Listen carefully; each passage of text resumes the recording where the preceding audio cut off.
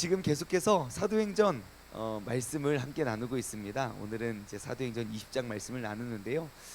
수차례 말씀드렸던 것처럼 이제 사도행전 18장 23절부터 21장 16절까지는 사도 바울의 3차 전도 여행에 관한 이야기입니다. 3차 전도 여행 관한 이야기가 이제 21장까지 기록되어 있다는 것은 이제 20장이니까 사도 바울이 이제 여행을 마치고 이제 오늘 본문 말씀에 의하면 서둘러 지금 오순절 안에 서둘러 예루살렘에 도착하기 위해서 이제 서둘러 내려가는 모습을 우리는 알 수 있습니다.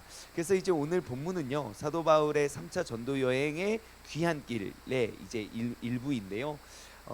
지금 뭐 지형을 살펴보면 이제 수요 성경 공부에 오시면 제가 이 지도가 어디에 있는지를 보여드리도록 하겠습니다. 이제 아무튼 배를 타고 아소라는 지역에서 그 전에 어제 본문이죠. 어제 이렇게 재밌는 본문이 있는데요. 드로아라는 지역에서 이제 돌아가는 길에 이제 바울 선생님을 이제 다시 보기 어렵다는 생각에 많은 사람들이 떠나지 않고 계속 우리에게 말씀하여 주세요, 말씀하여 주세요. 그래서 밤을 새워 이 예배를 끝낼 수가 없는 거예요. 그 사모하는 눈빛 때문에 끝낼 수 없어서 정말 날이 새도록 하나님의 말씀을 전하다가 누가 떨어져 죽죠. 우리 유두고라는 청년이 또 청년이 또 열정적으로 그 바울 선생님의 가르침을 또 받겠다고 또 새벽까지 또 이렇게 난간에 앉아서 듣다가 아무튼 떨어져 죽는데 또 아무튼 또 이거 또 떨어져 죽은 사람을 또 기도해서 또 살려내요. 엄청난 사건이 바로 드로아라는 곳에서 있었고요.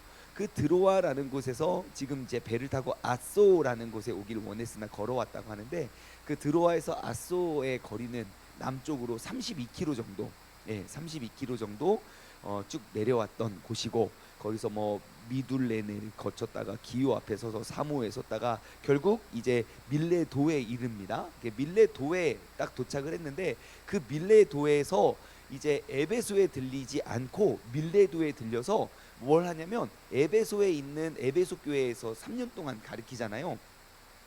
그래서 그 에베소 교회에 아마 들리면 너무너무 또 오랫동안 지체할 것 같았던 바울은 밀레도에 도착을 해서 에베소에 있는 장로님들을 초청합니다. 그래서 에베소에 계신 장로님들을 17절 말씀인데요, 교회 장로들을 청하니, 그리고 18절에 장로님들이 옵니다. 와가지고 이제 거기서 사도 바울의 고별 설교를 쭉 듣죠. 고별 설교를 쭉 듣고 거기서 또 이야기 나누는 것이 바로 오늘 본문의 내용입니다. 오늘 본문은 너무너무 귀한 말씀, 또 귀한 제목, 주제들이 많고, 이제 사도 바울이 이제 지금 보면 또 언제 다시 보게 될지 모르고 이제 다시는 보기 어렵다는 것을 직감한 사도 바울은 이제 귀한 말씀들을 많이 전하여 주는데요. 오늘 우리에게 주어진 본문 말씀을 통해서 우리가 집중하고자 하는 것은 전도자의 자세를 우리가 좀 발견할 수 있는 그러한 날이 아닐까, 그런 본문이 아닐까 싶습니다. 자, 우리가 17절부터 오늘 함께 살펴볼게요. 바울이 이제 밀레도에서 사람을 에베소로 보냅니다. 에베소로 보내서 교회 장로들을 청해요. 이제 이쪽에 있는 그러니까 밀레도에서 에베소의 거리는 대략 한 45km거든요. 그러니까 45km 거리를 그 당시 2000년 전에 하루길은 아닐 거예요. 그러니까 이제 사도 바울이 내가 이제 에베소에 들리면 또 많은 오랜 시간들이 또 걸리고, 인사만 해도 되게 오랜 시간 걸리거든요. 그래서 이제 그럴 수 없으니 이제 그 장로님들을 불러서 이제 말을 권면합니다. 자, 그런데 이제 그 사도 바울의 청함에 45km를 한 걸음에 내려오십니다. 장로님들이 내려오셔서 18절 오매 그들에게 말하되, 자, 아시아에서 들어온 첫날부터 지금까지, 사도 바울의 이야기입니다. 그 고별 설교, 아시아에서 들어온 첫날부터 지금까지 내가 항상 여러분 가운데 어떻게 행하였는지를 여러분도 아는 바입니다. 그래요. 자, 첫날부터 지금까지, 전도자의 자세는요, 첫날부터 지금까지 항상 변함없는 사람이어야 된다는 것입니다. 사도 바울을 선교 전도 여행을 떠났을 때 봤던 사람이나 3년 후에 돌아올 때 보는 사람이나 사도 바울의 마음과 그 몸은 변함이 없고 한결같다는 거예요. 여러분, 우리가 신앙생활을 하다 보면 이 한결같은 모습을 유지하기가 정말 힘듭니다. 내가 복음을 전하는 자로서, 내가 예수 그리스도의 증인으로서 우리가 그 전도자로서의 자세를 갖추기 위한 우리의 덕목은요, 같은 모습, 한결 같은 변함없는 모습이어야 된다는 거예요. 그럼 우리의 모습은 어떠해야 됩니까? 한결 같이 못되라는 것이 아니라 한결같이 주님을 닮아가고자 하는 모습이어야 된다는 것이죠. 여기서 말하는 한결같다는 것은 흠이 없고 그냥 뭐 이렇게 그러니까 흐트러짐이 없는 모습을 말하는 것이 아니라 내가 한결같이 주님을 닮아가고 한결같이 주님을 따라가고자 하는 그러한 사모하는 마음이라는 것입니다. 사도 바울이 3년 전부터 에베소 교회 성도들에게 보여줬던 그의 모습, 사실 이것은 에베소 교회 교인들에게 고하는 그러한 작별 설교이긴 하지만 사실 11년 전, 11년 전 사도 바울의 이제 처음 선교 여행을 떠났던 1차 전도 여행 때부터 지금까지 사도 바울은 처음부터 지금까지 내가 항상 같은 모습으로 여러분 가운데 어떻게 행하였는지를 여러분들이 아실 겁니다. 여러분, 우리가 항상 이 변함없고 한결같은 모습에 바로 그 전도자의 모습임을 우리가 기억하고 우리가 나아가기를 소망합니다. 자, 그러면서 하는 말, 여러분들 가운데 어떻게 행하였는지를 여러분도 아시는 바입니다. 그래요. 여러분 가운데서 내가 어떻게 행하였는지를 여러분들이 아시는 바입니다. 그래요. 되게 자신 있는 말이죠. 예, 내가 어떻게 행했는지 여러분들이 아십니다. 이를 통해서 또 발견할 수 있는 사실은 뭐냐면 그런 한결같은 모습은 모두가 알게 된다는 거예요. 그러니까 내가 이랬다 저랬다 하면 나의 순간의 모습을 기억하는 사람들이 다를 거예요. 이를테면 뭐 1년 전에 새벽 예배를 계속 1년 전부터 우리 교회를 새벽 예배를 다녔던 사람은 민재라는 아이는 새벽 예배에 나오지 않는 아이로 인식할 거예요. 근데 한 달 전부터 새벽 예배를 하시기 시작하신 분들은 야, 세종중문교회 갔더니 민재라는 아이가 맨날 새벽 예배 오더라 라고 인식을 할 거예요. 그쵸? 하지만 지금 민재는 자는지 안 자는지는 모르겠으나 우리의 눈에는 보이지 않아요. 하지만 괜찮아요. 언젠가는 여기 나올 거예요. 지금 우리의 모습은, 우리가 민재를 보는 모습은 나 새벽 예배 열심히 갔는데 민재라는 아이는 항상 방에서 예배를 드려 라고 우리는 알고 있을 거예요. 하지만 민재가 밖에 나와서 예배 드리는 모습부터 본 사람은 민재는 항상 새벽 예배를 어려서부터 빠지지 않는 아이야 라고 인식을 할 거라는 거예요. 내가 어느 순간부터 봐서 어떠한 모습을 기억하고 있느냐, 똑같은 우리예요. 아마 장충만이라는 사람을 기억하는 모습도 저를 언제부터 봤느냐에 따라서 저에 대한 기억이 다를 거예요. 여러분들은 저를 다 목사님부터 본 거 아닙니까? 그러니까 그 이전의 모습들은 가로 열고 이전의 모습 가로 닫고, 제가 설령 옛날에 저 이랬습니다 라고 말해도 뭐 그랬나 보지 하면서 별로 안 믿어주시는 분위기예요. 너무 감사해요. 그래서 근데 옛날부터 저를 봐왔던 사람들은요, 지금 아무리 목사의 모습을 보여준다 한들 아유 우리 충만이 옛날에 깨먹고 돌아다니냐, 본당에 가면 권사님들 몇 분 아직도 그래. 아직도 나 옷 입고 다니지 진짜 오래됐는데 아직도 깨먹고 다니는 모습이 보여지는 거예요. 근데 사도 바울의 모습을 보십시오. 내가 어떻게 행하였는지를 여러분들이 아십니다.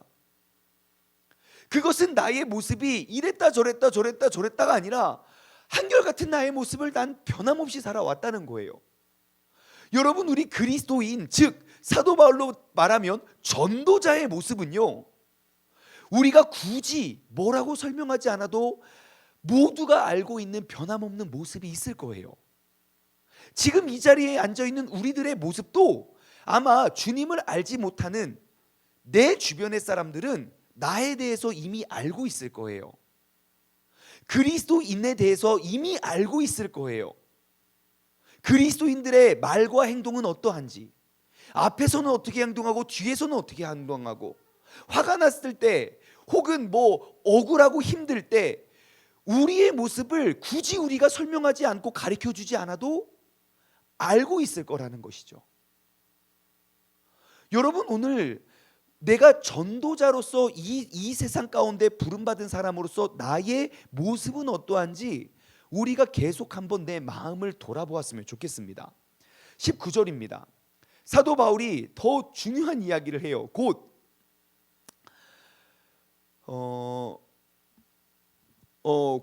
모든 겸손과 눈물이며 유대인의 관계로 말미암아 당한 시험을 참고 주님을 섬겼다는 것.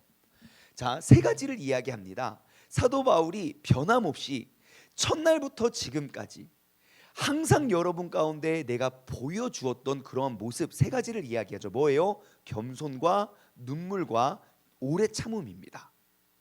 그것을 통하여 뭘 했다는 거예요? 주님을 섬겼다는 거예요. 자, 겸손과 눈물과 오래 참음으로 뭘 했다고요? 주님을 섬겼다는 거예요.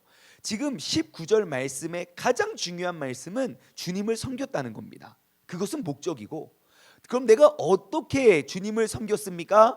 모든 겸손과 눈물과 오래 참음으로. 이 모습을 변함없이 항상 지켜왔다는 겁니다. 여러분 아시다시피 사도 바울은 매일매일 다른 환경과 매일매일 다른 사람들을 대면합니다. 지금 근 10년 동안 거의 쉬지 않고 계속 쫓겨다니면서 도망다니고 다른 사람들을 대하고 다른 환경, 다른 도시를 다 쫓아다녀요. 근데 놀랍고 신기한 건 어디를 가서 누구를 만나든지 바울의 삶의 모습은 항상 같았다는 거예요. 모든 도시 사람들에게 사도 바울이 전한 편지를 한번 보십시오. 이 사람들에겐 이렇게 편지하고 저 사람들은 저렇게 편지하지 않습니다. 그는 항상 어떠한 모습? 주님을 섬긴 모습이에요. 주님을 어떻게 섬깁니까? 겸손과 눈물과 참음으로, 인내로. 자, 그래서 바울이 모든 환경 속에서도 내가 흔들리지 않고, 모든 환경 속에서도 내가 중심을 잃어버리지 않고 내가 나아갈 수 있었던 그 전도자의 자세, 겸손과 눈물과 오래 참음입니다. 자, 한 개씩 한번 우리가 살펴봅시다. 자, 먼저 사도 바울이 내가 흔들리지 않고 모든 상황 속에서 흔들리지 않았던 그 전도자의 책무 중에 하나는 뭐냐면 제일 중요한 건 섬겼다는 겁니다. 섬김. 여러분 여기에 기록되어 있는 이 섬김이라는 단어, 헬라어 단어는 어디서 좀 들어봤던 단어일 거예요. 뭐냐면 둘로스.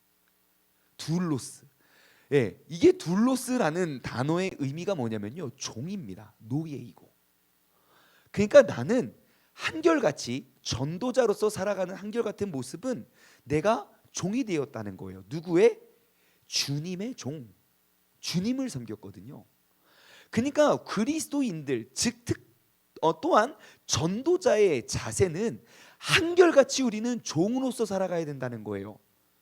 예수 그리스도의 종. 주님께서 명령하시면 그대로 가고 주님의 뜻이 아니면 내가 멈춰서겠습니다. 종으로서 섬겼다는 거예요. 절대적인 복종을 말하는 것이죠. 바울은 예수 그리스도를 섬기되 자신을 주장하지 않고 자신을 앞세우지 않고 아무리 나의 뜻과 내가 할 말이 있어도 항상 주님 뒤에서 종같이 주님을 섬겼다는 거예요.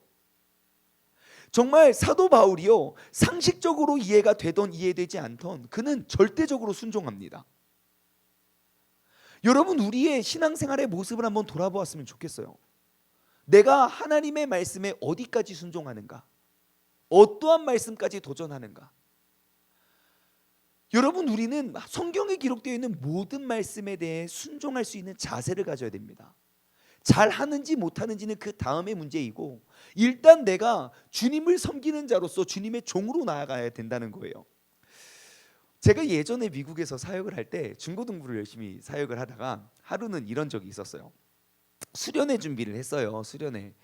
미국에서 수련회 갈 때는 막 모든 장비를 다 챙겨가거든요. 스피커부터 스피커, 믹서, 이 케이블 이런 거를 다 챙겨가요. 마이크, 악기, 드럼 다 챙겨가야 돼서 되게 짐이 많았어요. 그래서 열심히 이른 아침부터 짐을 챙기다가 이제 우리 학생이었다가 선생님으로 한 그 대학생, 딱 아무튼 대학이 중학이 정도 되는 아이들에게 야 가서, 목사님 제 사무실은 4층이었어요. 그래서 짐을 챙겨, 야 4층 가서 거기 프린트 있어, 프린트 좀 갖고 와 그랬어요. 그는 매일 아침 큐티하는 그 큐티 프린트를 만들어 놓은 거거든요. 야, 내 책상에 보면 프린트 있어. 프린트 갖고 와라고 명령을 했어요. 그리고 막 계속 짐을 챙기는데 이놈들이 한참이 지나도 안 오는 거예요. 그 프린트 갖고 오면 되는데 왜 이렇게 안 오나? 야, 얘네들 어딨냐? 라고 봤더니 프린터기 통째로 잉크까지 그 무한 리필 있잖아요. 그거를 통째로 해가지고 끼끼끼 갖고 오는 거예요. 나 어이가 없어가지고 야 프린터, 나 프린터 갖고 오라고 했구나. 그때 하는 거예요. 이게 진짜 너무 미련하죠. 거기에 이제 프린트 물을 그 종이를 찾아와야 되는데 얘네들 가서 야 프린터가 뭐요? 프린터가 어디 있어? 막 하다가 아무것도 보이지 않으니까 야 프린터 갖고 오래. 프린터. 그래서 프린터를 통째로, 되게 크거든요. 이만한 프린터를 이렇게 들고 오는 거예요. 그때부터 아이디어가 떠올랐어요. 수련회 때 프린터기를 들고 가면 편하구나. 프린트물 해가니까 맨날 뭐 해오세요, 뭐 또 프린트 해오세요, 선생님 후발 때만 뭐 좀 뽑아오세요, 그거 갖고 오세요. 우리가 그랬는데 그 다음부터는 우린 프린터기를 들고 갑니다. 가서 매일매일 새로 뽑죠. 새롭게 알았어요. 사실 제가 시킨 건 뭔데요? 이미 출력해 놓은 그 종이 몇 장 갖고 오라는 거예요. 갔는데 그게 안 보이네. 안 보이면 어떻게 합니까? 돌아와야죠. 와서 전도사님 그 프린터 없는데요? 라고 말을 해야 되잖아요. 근데 이 친구들이 어떻게 하냐면 야 프린터 갖고 오래. 프린터. 머릿속에는 한 번도 그것에 대한 개념이 없는데 야 갖고 오래 하고 순종하는 마음으로 프린터기를 뽑아왔다는 사실 아십니까? 여러분, 우리가 하나님을 섬긴다는 거, 여러분 모든 사람들이 보기에 완벽하거나 온전할 수는 없을 수도 있어요. 하지만 내가 뭔지는 모르지만 내가 종이 되어서 절대적으로 하나님의 말씀을 사모함으로 순종하는 그러한 자세는 우리가 한결같이 섬길 수 있잖아요. 내가 완벽해서가 아닙니다. 주님의 종으로서 내가 주님을 섬기고자 하는 그러한 마음이 우리가 회복되기를 소망합니다. 자, 또한 또 다른 전도자의 자세는 뭡니까? 모든 겸손입니다. 겸손. 여러분, 사도 바울은요, 하나님 앞에서 자신이 얼마나 보잘것없는 존재임을 그는 늘 보여주었습니다. 여러분, 사도 바울 대충 아시죠? 스펙 대충 아시죠? 어려서부터 세상 어디에 내놓고 누구를 만나도 빠질 것이 없는 스펙을 가진 사람이에요. 그런데 그렇게 높은 자가 한결같이 첫날부터 지금까지 보여줬던 모습은 겸손이에요. 낮아짐이죠. 나의 낮아짐을 그들이 어떻게 알았을까요? 그의 섬김의 모습으로요. 내가 위에서 그들에게 명령하고 가르친 것이 아니라 내가 더 낮아짐으로 그들을 세워주고 밀어주었다는 거예요. 그럼 어떻게 그렇게 교만했던 자가, 교만이 하늘을 찔렀던 자가 어떻게 그렇게 겸손했습니까? 답은 간단해요. 그리스도 앞에 서니 내가 겸손해질 수밖에 없는 거죠. 우리의 전도자의 삶은요, 사람 앞에 서서는 안 됩니다. 매일매일 주님 앞에 서야 됩니다. 그래야 우리가 낮아질 수 있어요. 정말 사람은 정말 조금의 틈만 주면 그 틈을 타고 교만해지려고 해요. 섬김을 받으려고 하고. 어쩌면 그럼 사도 바울을 겸손케 했던 그러한 배경은 무엇입니까? 무엇이 사도 바울을 겸손케 했을 것 같습니까? 환란이요.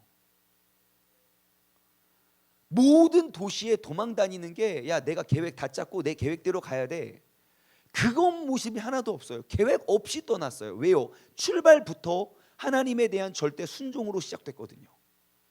이 밑에도 나오잖아요. 22절 보라 이제 나는 성령에 매여서 예루살렘으로 가는데, 지금 나의 계획이 있고 나의 꿈이 있지만 나는 지금 성령에 매달려 있다는 거예요. 사도행전 18장 5절 말씀 보면 나는 말씀에 붙잡혀 라고 그래요. 사도 바울의 삶이 누구에게 무엇에 붙잡혔는지 우리는 알 수 있을 것 같아요. 하나님의 말씀에 붙잡혀서 내가 회당에 가서 가르쳤고, 이제는 성령에 매여서 나는 복음을 증거하는, 어디로 갈지 모르지만 성령께서 이끄시는 대로 내가 나아간다. 예루살렘으로 가는데 거기서 무슨 일을 당할지는 나는 알지 못하노라. 내가 무슨 일을 당할지 알지도 못하는데 성령에 매달려서 나아갔다는 거예요. 23절 오직 성령이 각 성에서 내게 증언하여 결박과 환난이 나를 기다린다 하시니, 성령께서 내게 말씀하시는 건 뭡니까? 야, 너 그 땅에 가고 그 도시에 가면 또 다른 결박과 환란이 기다리고 있어. 여러분 가시겠습니까? 우리가 모르니까 여기까지 온 거잖아요. 알면 못 가요. 근데 성령의 사람은 알고도 간다는 거예요. 그럼 어떻게 갑니까? 내가 이만큼 교만해져서 야, 내가 다 알고 왔어, 그 자세가 아니라는 거예요. 더 낮아지고 섬기는 자가 되어서 내가 그곳에 나아가 그들을 섬김과 겸손과 눈물로 예수 그리스도의 종이 되어 살아갔다는 것입니다. 여러분, 우리의 겸손이 내가 낮아지면 다른 사람들을 높이는 사람이 됩니다. 우리가 전도자로서 전도자의 삶을 살기 위해선 우리는 첫날부터 지금까지, 그 영혼을 구원하고자 하는 첫날부터 지금까지 우리는 모든 겸손으로 낮아져 그 사람을 섬길 수 있는 사람이 되어야 할 줄 믿습니다. 또한 눈물입니다. 눈물. 첫날부터 지금까지 어떻게 행했는지 그들이 알고 있는 모습은 눈물이에요. 여러분, 혹시 지금까지 성경 보시면서 바울이 울었다는 이야기 본 적 있습니까?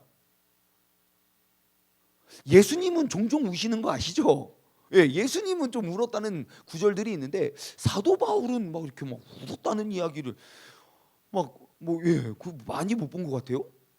그런데 이 동네 사람, 사도 바울을 본 사람은 다 알았던 것 같아요. 바울의 성격 아시잖아요. 틈도 없고 흠도 없고 완벽한 완벽주의자, 아는 것도 많고, 그런 사람들 어디 가서 막 이렇게 울지 않습니다.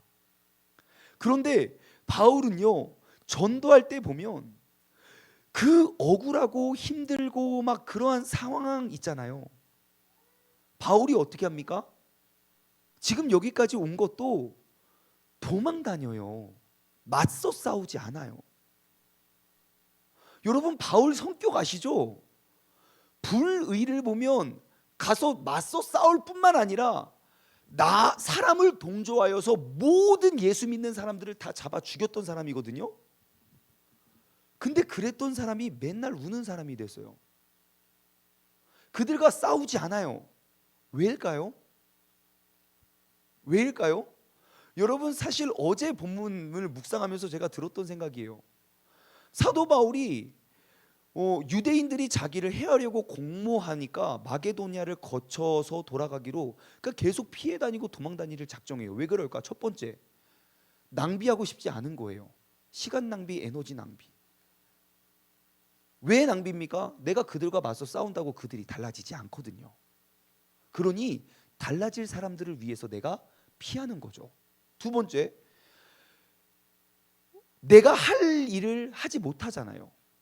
내가 그들과 맞서 싸우면요, 이 시간에 구원받아야 할 영혼, 내가 복음을 전해야 할 영혼들에게 복음을 전하지 못해요. 우리의 에너지를 쏟아야 할 곳에 쏟기 위해선 저장해야 됩니다. 올림픽 경기에 나가기 위해선 컨디션 조절을 해야 돼요. 그래야 상대를 이길 수 있어요. 그래서 사도 바울은 할 일을 하기 위해서, 또한 그럼 결정적으로 왜 안 싸웁니까? 그 사람들하고 맞서 싸워도 충분히 이길 수 있고 세력도 있어요. 근데 왜 자꾸 도망갑니까? 하나님의 뜻이 아니니까요. 하나님의 뜻이 싸우는 거라면 능히 나아가 싸우겠죠. 하나님이 능히 이기게 하시겠죠. 야, 다시 구약으로 돌아가. 다윗을 알지 않냐? 하나님은 다윗을 모든 전쟁에서 승리케 하셨다. 하나님은 나의 편이다. 나와 함께 하신다. 덤벼라 이 작것들아. 그러면서 막 나가서 싸우지 않잖아요. 왜요? 하나님의 뜻이 아니거든요.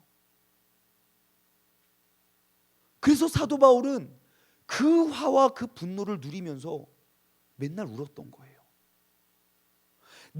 나를 기다리고 있는 건 결박과 환란이지만 그래도 그곳에 나아갔다는 거예요. 여러분, 사도 바울은 그 힘들고 어려울 때마다 눈물로써 그것을 참아냈다는 사실을 기억하시기 바랍니다. 오늘 본문 말씀을 배경으로 우리가 한번 돌아보았으면 좋겠습니다. 참 배울 것이 많아요. 여러분, 하나님을 믿는다는 것, 내가 예수 그리스도를 전하는 전도자로 살아간다는 것, 한번 돌아보십시오. 나는 믿음으로 인해서 참아냈던 억울함이 있습니까? 나는 믿음으로 인해서 더 낮아짐으로 다른 사람을 섬기고 있습니까? 나는 믿음으로 인해 피해를 입거나 버림받았던 적은 있습니까? 나는 믿음을 지키기 위하여 환난과 결박을 피하지 않고 그를 향해 나아간 적이 있습니까? 나의 믿음과 나의 삶이 전도자입니까? 여러분, 우리의 삶을 다 떠나고 완벽할 수는 없어도 우리가 이 전도자의 책무를 가지고 나아가길 소망합니다. 바울은 이렇게 고백해요. 내가 이렇게 살았던 이유는 이것입니다. 24절, 너무너무 중요한 말씀이니까 같이 읽을게요. 24절 시작, 띄워주세요. 시작. 내가 달려갈 길과 주 예수께 받은 사명 곧 하나님의 은혜의 복음을 증언하는 일을 마치려 하면은 나의 생명조차 조금도 귀한 것으로 여기지 아니하노라. 아멘. 기도하겠습니다. 하나님 아버지, 감사합니다. 오늘 이 새벽에 부름받은 우리 모두는 이 땅에 살고 있는 사명자입니다. 어떠한 사명이냐? 내가 예루살렘과 온 유대와 사마리아와 땅 끝까지 이르러 나의 증인이 되리라는 내가 전도자의 사명을 가진 그러한 사명자입니다. 하나님, 사도 바울이 그렇게 많은 열매를 맺었던 것과 나의 삶에 그러한 열매가 맺혀지지 않는 이유를 이제 알았습니다. 똑같은 전도자라고 말을 하지만 삶의 모습이 너무 다릅니다. 사도 바울이 그렇게 많은 열매, 오래 보지 않고 많이 만나지 않아도, 많은 시간을 보내지 않아도 그를 보고 따랐던 것은 내가 전도자로 살아가는 그 첫날부터 지금까지 내가 항상 변함없이 어떻게 행했는지를 그들 모두는 알고 있었습니다. 그 모습은 모든 겸손이었고 눈물이었고 내가 당한 시험을 참는 것이었고 그를 통하여 주님을 종이 되어 섬긴 것이었습니다. 하나님 아버지, 오늘 본문 말씀을 통하여 우리의 전도자의, 나의 전도자 됨의 모습을 돌아보고 우리가 다시 한번 말씀으로 돌아가 우리가 낮아지고 겸손해지고 더욱더 남을 섬겨 나보다 남의 유익을 구하여 저희로 구원을 얻게 할 수 있는 그러한 전도자의 삶을 살아가게 하여 주시옵소서. 이를 말미암아 적어도 우리의 삶의 주변에 있는 사람들은 예수님이 누구이고 하나님이 어떠한 분인지 우리가 보여줌으로 알 수 있는 그러한 전도자가 되게 하여 주옵소서. 감사드리며 이 모든 말씀 살아계신 예수 그리스도의 이름으로 기도드리옵나이다. 아멘.